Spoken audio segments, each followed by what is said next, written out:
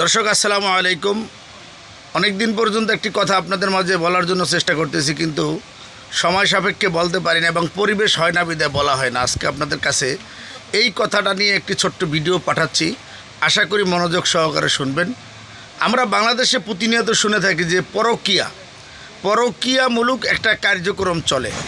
এইটা জেনারেল শ্রেণীর মানুষ হোক কিংবা এলেমওয়ালা মানুষ হোক, সকলের ভিতর থেকেই এই ত্রুটি পাওয়া যায়।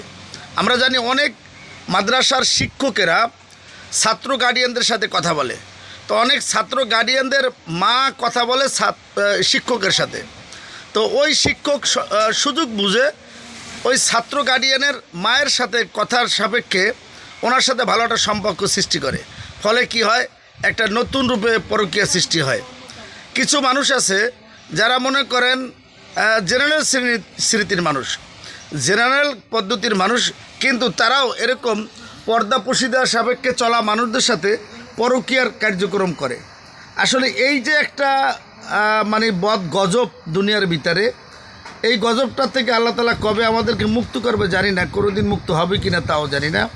তবে এই ধরনের কার্যক্রম থেকে প্রত্যেকটা মানুষকে দূরে থাকা এবং নিজের ইমানকে বাঁচিয়ে রাখা, সচেতনতার সাথে চলা প্রত্যেকটা মানুষের কর্তব্য। এবং সমাজের মানুষদের উচিত এই শ্রেণীর মানুষদেরকে চিহ্নিত করা এবং তাদেরকে বিচারের আওতায় আনা।